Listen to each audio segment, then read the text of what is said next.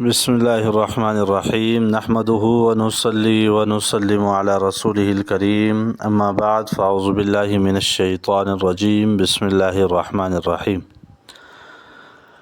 سامعین و ناظرین، اللہ تبارک و تعالی قرآن کریم کے اندر فرماتے ہیں فَإِنْ آمَنُوا بِمِثْلِ مَا آمَنْتُمْ بِهِ فَقَدِ اهْتَدَوْا۔ اللہ تبارک و تعالیٰ نے صحابہ کرام کے ایمان کو کسوٹی اور معیار کے طور پر مقرر کیا اور لوگوں کو یہ فرما دیا کہ اگر تم نے ایمان لانا ہے، اسلام قبول کرنا ہے، تو جس طرح صحابہ کرام رضوان اللہ تعالی علیہم اجمعین نے ایمان لایا ہے، اسی طرح تمہیں ایمان لانا ہوگا۔ اگر صحابہ کرام کے ایمان کی طرح اگر تم ایمان نہیں لاتے ہو اور ان سے مختلف کوئی ایمان اگر تم لے آتے ہو تو وہ ایمان قابل قبول نہیں ہوگا۔ تو یہ بہت بڑی بات ہے کہ اللہ تبارک و تعالیٰ نے ایک ایسی جماعت جس کو صحابہ کرام کہا جاتا ہے، ان کی تعریف کو جا بجا قرآن کریم کے اندر اللہ تبارک و تعالیٰ نے فرما دیا ہے۔ اسی طرح جہاں جہاں منافقین نے، مشرکین نے، کافروں نے صحابہ کرام کے خلاف زہر اگلا تھا، صحابہ کرام کے خلاف گستاخیاں کی تھی، وہیں پر اللہ تبارک و تعالیٰ نے صحابہ کرام رضوان اللہ تعالی علیہم اجمعین کا دفاع خود کر کے ایک قسم کا ہمیں یہ بتلا دیا ہے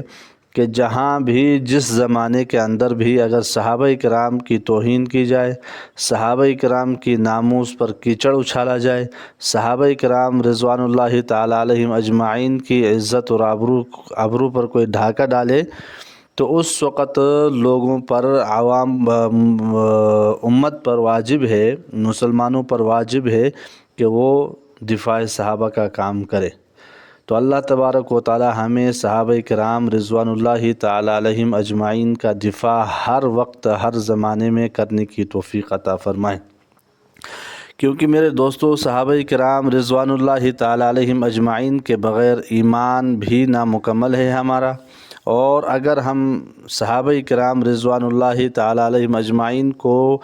نبی علیہ الصلاۃ والسلام اور اپنے بیچ سے اگر ہٹا دیں تو ہمیں یہ اسلام بھی میسر نہ ہوتا، یہ قرآن بھی ہمیں میسر نہ ہوتے۔ آج پتہ نہیں ہم کون سے مذہب اور کون سے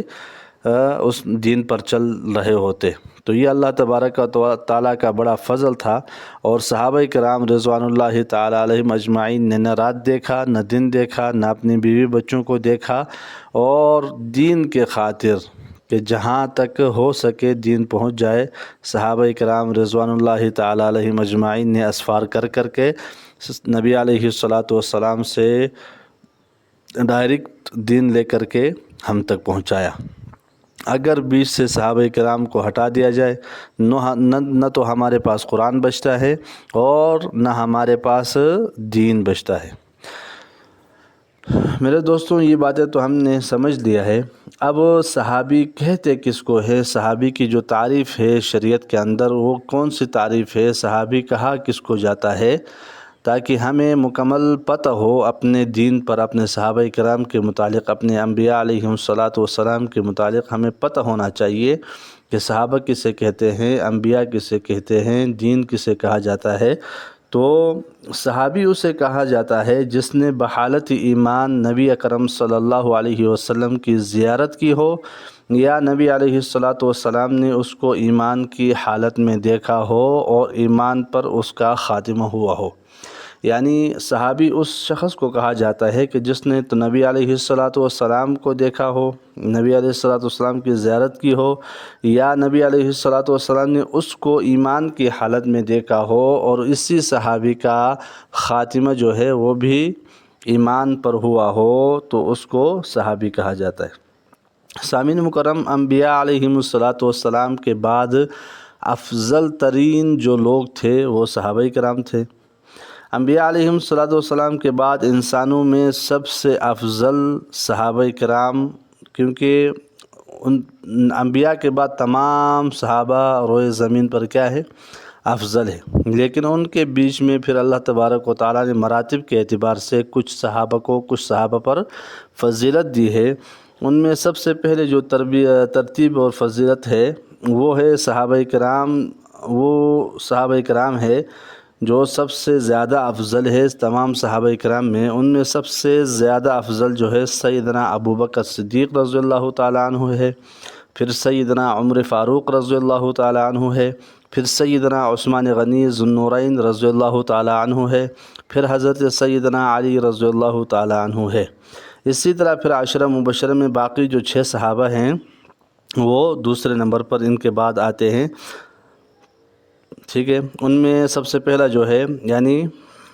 5واں نمبر جو ہے جو سب سے زیادہ وہ ہے افضل ترین لوگوں میں سے ہے، وہ ہے حضرت طلحہ رضی اللہ تعالیٰ عنہ، حضرت عبد الرحمن بن عوف رضی اللہ تعالیٰ عنہ، حضرت سعد بن ابی وقاص رضی اللہ تعالیٰ عنہ، اسی طرح حضرت سعید بن زید رضی اللہ، اسی طرح حضرت ابو عبیدہ بن جراح رضی اللہ تعالیٰ عنہ، اور اسی طرح زبیر بن عوام رضی اللہ تعالیٰ عنہ. یعنی یہ تو سارے کے سارے 10 صحابہ جو ہے یہ تو عشرہ مبشرہ ہو گئے نا. اب ان عشرہ مبشرہ صحابہ میں سے جو پہلے 4 صحابہ ہے خلفائے راشدین جن کو کہا جاتا ہے، وہ ان 6 سے بھی کیا ہے افضل ہے. ٹھیک ہے، 10 صحابہ افضل ہے، 10 صحابہ میں سے جو 4 ہیں وہ سب سے افضل ہے. جو 4 میں سے جو سب سے پہلا ہے سیدنا ابوبکر، وہ بھی سب سے افضل ہے. اس کے بعد 6 آتا ہے، اس کے بعد پھر اصحاب بدر آتا ہے، پھر اصحاب احد والے آتے ہیں، پھر اصحاب بیعت رضوان والے آتے ہیں، پھر فتح مکہ سے پہلے اسلام لانے والے اور غزوات میں شریک ہونے والے صحابہ کرام رضوان اللہ تعالیٰ علیہم اجمعین. فتح مکہ کے بعد اسلام لانے والے صحابہ کرام رضوان اللہ تعالیٰ علیہم اجمعین سے کیا ہیں افضل ہیں. اسی طرح یہ ان کا اللہ تبارک و تعالیٰ کے رسول نے ان کی مراتب بیان کی ہے. ٹھیک ہے، لا يستوي منكم من انفق من قبل الفتح وقاتل اولئك اعظم درجة من الذين انفقوا من بعد وقاتلوا وكلا وعد الله الحسنى واللہ بما تعملون خبیر. سورہ حدید کی آیت ہے جس کے اندر اللہ تبارک و تعالیٰ فرماتے ہیں کہ تم میں سے جس نے بھی فتح مکہ سے پہلے خرچ کیا اور جنگ کی، وہ یہ عمل بعد میں کرنے والوں کے برابر نہیں ہے. یہ لوگ درجے میں ان لوگوں سے بڑے ہیں جنہوں نے بعد میں خرچ کیا اور جنگ کی، اور ان سب سے اللہ تبارک و تعالیٰ نے اچھی جزا کا وعدہ کیا ہے، اور اللہ اس سے جو تم کرتے ہو خوب باخبر ہے. اللہ تبارک و تعالیٰ سے دعا ہے کہ اللہ تبارک و تعالیٰ ہمیں صحابہ کرام رضوان اللہ تعالیٰ علیہم اجمعین کے نقش و قدم پر چلنے کی توفیق عطا فرمائے، اور مکمل اتباع اور فرمانبرداری کے ساتھ ان کا دفاع بھی کرنے کی اللہ تبارک و تعالیٰ ہمیں توفیق عطا فرمائے. وآخر دعوانا ان الحمد للہ.